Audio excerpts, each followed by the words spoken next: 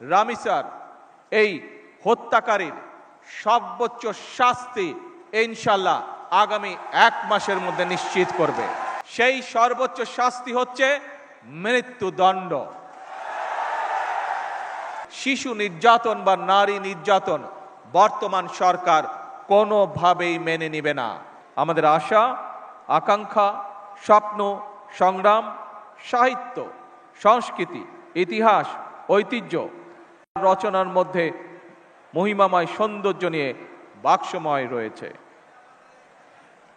বিপ্লব, বিদ্রোহ কিংবা রণসঙ্গীত, ইসলামী তাহবিজ, তমুদ্দন কিংবা ইসলামী মূল্যবোধের গান অথবা ভজন, কীর্তন কিংবা শ্যামা সঙ্গীত, প্রেম প্রকৃতি কিংবা মানবিক মূল্যবোধ, কৈশোরের আনন্দ কিংবা যৌবনের উন্মাদনা, প্রতিটি ক্ষেত্রেই নজরুল ইসলাম আমাদের শুদ্ধ প্রকাশ।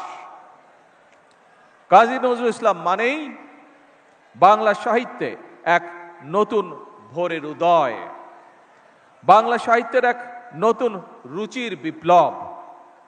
তিনিই কবিতায় এনেছেন যুদ্ধের গর্জন, কণ্ঠে তুলে নিয়েছেন রাষ্ট্রীয় এবং আত্মিক স্বাধীনতার বজ্র নিদাত। তিনি ছিলেন নারী অধিকারী,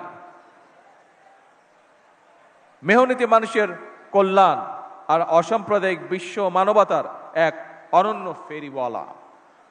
এই মহাকবি বাংলাদেশের আবহমান কালের সংস্কৃতির চিরযৌবনের প্রতীক। আমাদের হৃদয় জাগরুক হয়ে আছেন, ইনশাল্লাহ থাকবেন। সম্মানিত উপস্থিতিবৃন্দ, দীর্ঘদিনের ফ্যাসিবাদী শাসন শুধুমাত্র দেশের মানুষের অধিকার আর দেশের অর্থ সম্পত্তি লুট করেনি, বিচার বিভাগ সহ দেশের সমস্ত প্রতিষ্ঠানগুলোকে ধ্বংস করে দিয়েছে।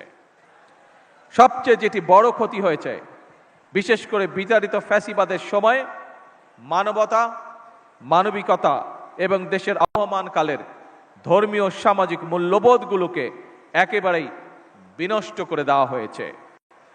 ঢাকার মিরপুরে একটি নিষ্পাপ মেয়ের নির্মম মৃত্যুর মাধ্যমে মানুষের মানবিক মূল্যবোধের চূড়ান্ত অবক্ষয়ের চূড়ান্ত প্রমাণ মিলেছে। প্রিয় উপস্থিতিবৃন্দ, প্রিয় ভাই বোনেরা, এ বিষয়ে একটি কথা আজকের এই অনুষ্ঠানে আমি পরিষ্কারভাবে আপনাদের সামনে তুলে ধরতে চাই। এই ধরনের শিশু নির্যাতন বা নারী নির্যাতন বর্তমান সরকার কোনোভাবেই মেনে নেবে না এবং বর্তমান সরকার রামিসার এই হত্যাকারীর সর্বোচ্চ শাস্তি ইনশাআল্লাহ আগামী 1 মাসের মধ্যে নিশ্চিত করবে এবং সেই সর্বোচ্চ শাস্তি হচ্ছে মৃত্যুদণ্ড, যাতে করে ভবিষ্যতে আর কোনো ব্যক্তি মানুষ এইভাবে শিশু বা নারী নির্যাতন করার সাহস না পায়। উপস্থিত সম্মানিত সকল উপস্থিতিবৃন্দ, একটি নিরাপদ মানবিক রাষ্ট্র এবং সমাজ প্রতিষ্ঠা করতে হলে আমাদেরকে আইনের শাসন প্রতিষ্ঠা করতেই হবে।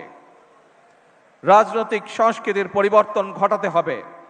একই সঙ্গে আমাদের জাতীয় জীবনে পুনরায় বাংলাদেশের আবহমান কালের ধর্মীয়, সামাজিক, সাংস্কৃতিক মূল্যবোধের পুনর্জীবন ঘটাতে হবে। এক্ষেত্রেও কবি কাজী নজরুল ইসলামের জীবন এবং কর্ম আমাদের জন্য প্রাসঙ্গিক। সম্মানিত সুধীবৃন্দ, কবি নজরুলের জীবন এবং কর্ম বিশ্ব সাহিত্য দরবারে আরো বেশি ছড়িয়ে দেওয়া প্রয়োজন। নজরুল স্মৃতি হিসাবে ঘোষণা করা যায় কিনা এর ব্যাপারে সম্ভাব্যতা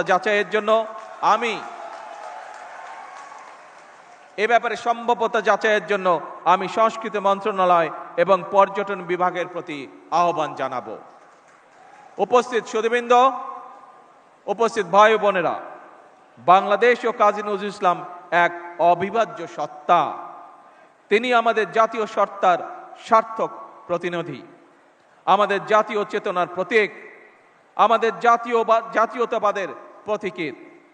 জাতীয় কবির জন্মদিনে আমরা অন্যায়, অবিচার, ক্ষুধা, দারিদ্র্য ও বিপদের গ্লানি মুছে ফেলি, সবার আগে বাংলাদেশকে ধারণ করি। একটি সমৃদ্ধ, স্বনির্ভর, গণতান্ত্রিক বাংলাদেশের জন্য নিজেদের নিবেদিত করার প্রত্যয়ে আমি কবি নজরুল ইসলামের জন্ম জয়ন্তীর 3 দিনব্যাপী উৎসবের শুভ উদ্বোধন ঘোষণা করছি।